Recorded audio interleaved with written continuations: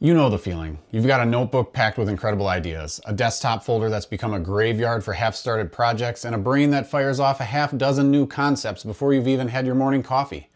So why is it that everyone, and maybe even a little part of you, thinks that you're just lazy? Maybe your entire life you've been told that you're just not living up to your potential, or maybe you've had a ton of successes and you're still not happy. You feel like you just need more discipline. You have to try harder. But what if that laziness is just a total misunderstanding of how a creative brain is wired? What if the very thing that makes you feel like a failure is actually the key to doing your best work? Today, we're talking about the link between creativity and what the world calls laziness. And I'm going to show you how to finally work with your brain instead of fighting against it so you can actually finish things and feel good about it. Let's be honest for a second. It's a special kind of hell, isn't it? To have a mind that feels like it's constantly churning out ideas, but you can't seem to drag any of them into the real world. You've got a graveyard of projects you've abandoned. That novel you outlined but only got 3 chapters into. The YouTube channel you bought a brand new camera for but you never filmed a single video. The business idea you spent weeks researching only to drop it the second it was time to actually build the website. This cycle is brutal. It kicks off with a jolt of pure excitement. An idea so good it keeps you up at night. You can see it, feel it, almost taste it. The world is full of possibilities. And then the energy just evaporates. The spark is gone. And all that's left is a mountain of boring, practical steps that feel overwhelming or just even impossible to start. And that voice in your head is relentless, right? Why can't I just finish something? Everyone else sticks to a schedule. What's wrong with me? I guess I'm just lazy. Here's the truth that might change everything for you. This isn't a problem with your willpower. It's a problem with your brain's wiring. And while things like burnout, anxiety, or depression can cause a similar feeling, for a hell of a lot of creative people stuck in this loop, the real culprit is often ADHD. Now, quick disclaimer, I am not a medical professional. Everything I'm about to talk about is based on research I have done and my own personal experiences as being an individual who was diagnosed late in life with ADHD. Maybe you're exactly like I was. You're thinking, I'm not a hyperactive kid. That's not me. Let's talk about what ADHD actually is. It's not just a little kid bouncing off the walls. In adults, especially the creative ones, it looks totally different. Attention deficit hyperactivity disorder is a neurodevelopmental thing that messes with your brain's executive functions. Think of executive functions as the guy in charge of your brain. The part that's supposed to handle organization, managing time, setting priorities, and keeping your emotions in check.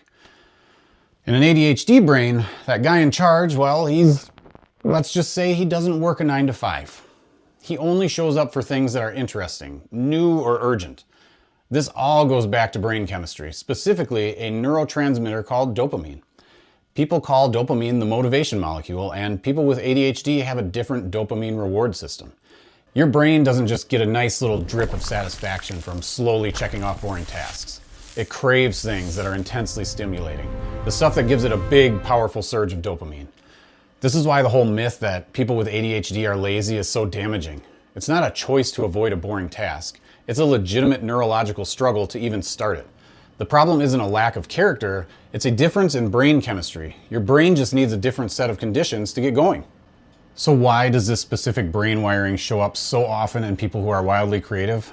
It's because the same things that make a spreadsheet feel like torture are the exact same things that turn you into an idea factory. More and more research shows a strong link between ADHD traits and creativity, especially with something called divergent thinking. That's the ability to spit out a ton of new ideas and connect things that nobody else sees a connection between. That chaotic, non-linear way you think, that's your brain making leaps that other people can't.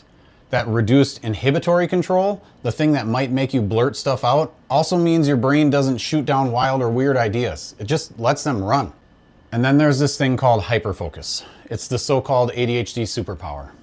You might not be able to focus on something boring for 5 minutes, but you can get so lost in a task that actually interests you that the rest of the world just fades away. Hours feel like minutes. During a hyperfocus session, you can create an insane amount of incredible work. But the problem is you can't really control when it hits you or what it decides to latch onto. It's triggered by what your brain finds stimulating and not what's on your to-do list. Now, from personal experience, hyperfocus is this thing that everyone trends towards with ADHD. They make it seem like it's just this wonderful thing, but I'm going to tell you, it's absolute hell. It's a double-edged sword. It makes you a creative powerhouse one moment, and then a guy who forgets to shower, who forgets to eat or pay the bills the next. Someone who just doesn't take care of themselves. This creates the ultimate paradox, a brain that is both amazingly innovative and notoriously unproductive. Society is built for the normal brain that likes steady, step-by-step progress and routines. And the creative ADHD brain is built for intense sprints and deep dives fueled by obsession. So trying to cram it into a conventional productivity system is like trying to run a race car on a go-kart track. It doesn't just work poorly, it makes you feel like the car is broken, and it's not broken. It's just on the wrong damn track. Let's step off the tracks for a second. If any of this is hitting a little too close to home, first, just take a breath. Let go of that lazy label. It was never really yours to begin with. Second, let me know in the comments if you've ever felt like a creative person who can't create. You're sure as hell not alone in this. And while you're down there, if this video is making something click for you, please subscribe. I've set a goal for myself of getting 10,000 subscribers. Once that happens, I'm going to share my entire story. Now, the answer isn't just to fix your brain. It's to finally give it the right user manual. You have to stop forcing yourself into systems that were never built for you and start building systems that work with your natural wiring. First, work with your hyperfocus. Instead of fighting your brain's need for stimulation, lean into it.